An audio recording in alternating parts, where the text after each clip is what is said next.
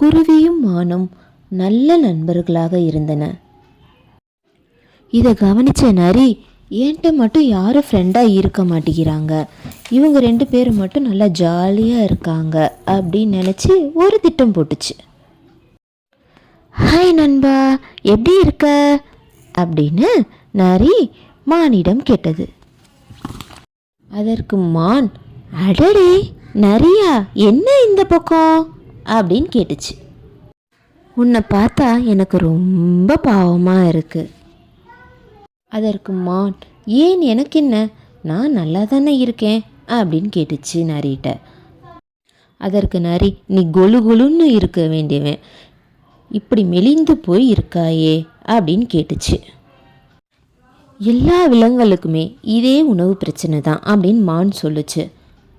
அதற்கு நரி, எனக்கு தெரிஞ்ச ஒரு இடம் இருக்குது, அங்கே மேய்ச்சல் நிலம் உண்டு, என் கூட வா, நான் அந்த இடத்த உனக்கு காட்டுறேன் அப்படின்னு சொல்லி மானிடம் சொல்லுச்சு. அதற்கு மான், என் ஃப்ரெண்ட் குருவியும் வரட்டும், நம்ம எல்லாரும் சேர்ந்து போகலாம் அப்படின்னு சொல்லுச்சு. அதற்கு நரி, அந்த இடம் உன் ஃப்ரெண்ட் குருவிக்கும் தெரியும், ஆனால் இது வரைக்கும் நாங்கள் கூப்பிட்டு போனதே கிடையாது, நான் உண்மையில் இருக்கிற அக்கறையில் சொல்கிறேன், நீ என் கூட வா, நம்ம சேர்ந்து போகலாம் அப்படின்னு சொல்லி நரி சொன்னது. நரியும் மானும் நெல் விளைந்துள்ள அந்த வயலுக்கு சென்றனர். நரியும் மானும் அந்த இடத்தையும் அடைந்தனர். மான் அந்த வயலுக்கு அடிக்கடி சென்றது. அப்படி போகும்போது ஒரு நாள் விவசாயி பார்த்துட்டாரு, மானை துரத்துனாரு. அப்படி போகும்போது மான் வேலியில் மாட்டிக்கிச்சு. மானை தேடி குருவி வருது. நண்பா, நீ எங்கே இருக்க? ஹே ஃப்ரெண்ட், நீ இங்கே இருக்கியா? நான் உன்னை தேடி ரொம்ப தூரம் போயிட்டு வந்துட்டேன். ஓ, வேலியில் மாட்டிக்கிட்டியா? சரி சரி, நீ தப்பிக்கிறதுக்கு நான் ஒரு ஐடியா சொல்கிறேன். நீ விவசாயி வர வரைக்கும் இறந்தது போல் நடி. விவசாயி வந்ததுக்கப்புறம் உன்னைய வேலியிலிருந்து எடுத்துருவான். எடுத்ததுக்கப்புறம் நீ தப்பிச்சு ஓடிரு அப்படின்னு சொல்லி குருவி மான்கிட்ட ஒரு ஐடியா சொல்லுச்சு.